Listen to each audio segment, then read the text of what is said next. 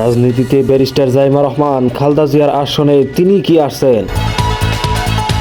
18 বছর পর ফিরেই চমক, জাইমা রহমানের ফেসবুক পোস্টে কিসের ইঙ্গিত? তারেক কন্যার হাতে কি বিএনপির হাল? জাইমা রহমানকে নিয়ে উত্তাল দেশীয় রাজনীতি।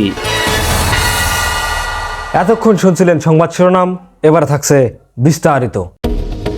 দীর্ঘ 18 বছরের নির্বাসন কাটিয়ে রাজকীয় অভ্যর্থনার মধ্য দিয়ে বাংলার মাটিতে পা রেখেছেন তারেক কন্যা ব্যারিস্টার জাইমা রহমান। গত 25শে ডিসেম্বর দেশে ফেরার পর থেকেই রাজনৈতিক অঙ্গনে বইছে উত্তপ্ত হাওয়া।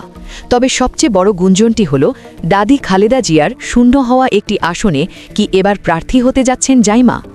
বিএনপির আগামীর রাজনীতিতে জাইমা রহমানের এই ফেরা কেবল পারিবারিক মিলনমেলা নাকি বড় কোনো ক্ষমতার পালাবদল? ঘটনার শুরুটা হয়েছে জাইমা রহমানের নিজের একটি ফেসবুক পোস্ট থেকে। সেখানে তিনি তুলে ধরেছেন দাদি খালেদা জিয়ার সাথে কাটানো তার শৈশবের অম্লান স্মৃতি। মাত্র 11 বছর বয়সে ফুটবল টুর্নামেন্টে মেডেল জেতার পর দাদির সেই আদর আর গর্বিত হওয়ার গল্প আজ লাখো মানুষকে আবেগাপ্লুত করছে। তবে এই আবেগের আড়ালে লুকিয়ে আছে এক কঠিন সংকল্প।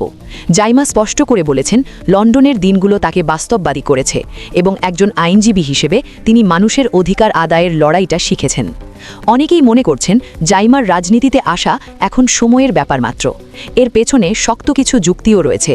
গত বছর লন্ডনে বসে বিএনপির ভার্চুয়াল সভায় তার অংশগ্রহণ কিংবা যুক্তরাষ্ট্রের ওয়াশিংটনে প্রভাবশালী মার্কিন কর্মকর্তাদের সাথে বৈঠক সবই ইঙ্গিত দিচ্ছিল এক নতুন নেতৃত্বের।